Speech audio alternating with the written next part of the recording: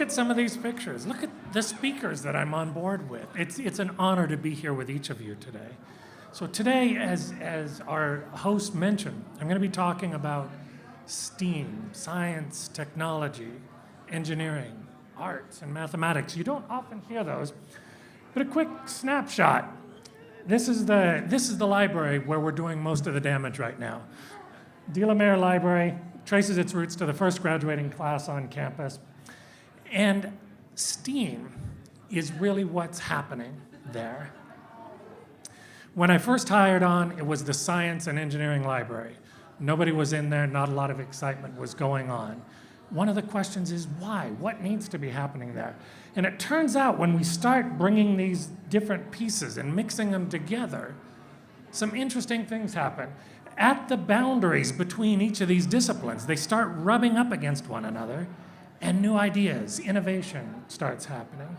Because you see, by default, whether you're at the university, in the local school, or in the community, we all live in our silos, don't we?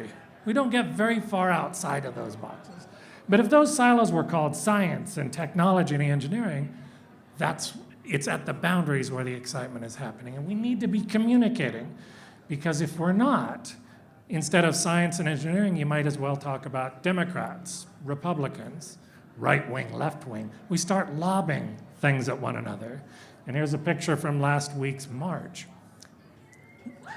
It's all about communication, right? If your Facebooks looks like mine, you see one side and the other, and they're in completely different universes. They're not even talking to one another. So leveraging this STEAM is really about getting across those boundaries, getting these peoples that wouldn't otherwise talk to one another to talk with one another, to talk with the technologies that they might be playing with. Here's a librarian working with Google Glass and a mechanical engineer saying, what? This librarian can figure out how to make it go and I didn't? And we start getting this creativity happening. Whether these engineers are working with one another on a whiteboard, getting ideas out of their heads, or they're computer programmers, getting them onto a format that's very public where we can start talking. These ideas start popping up because someone that isn't them will often jump in. Whether you're interacting also with the technology itself, in this case, prototyping something and making it real, that's part of the conversation. You see, conversations go far beyond just the printed book. They extend into making a bridge model out of balsa wood and testing it with real-world weights.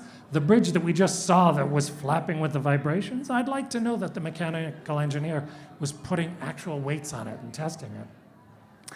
But what happens to that engineer when he's done laser cutting his parts and an artist walks up and starts laser cutting stuff that's very much more elaborate than what he was doing, is his brain melts a little bit.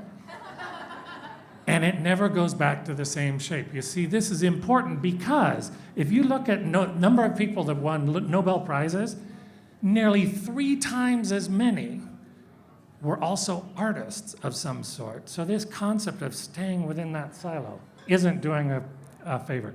Spoiler alert, this is a piece of artwork that you're likely gonna see full scale out on the playa this year at about 30 feet tall.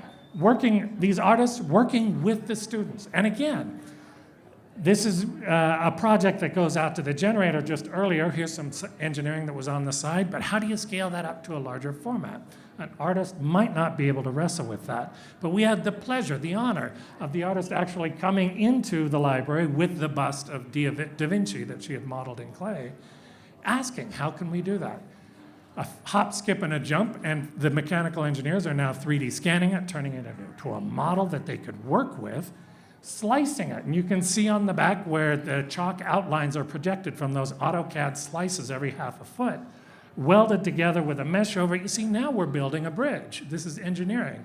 And the engineer is realizing, holy crap, there's engineering in art. I didn't know that.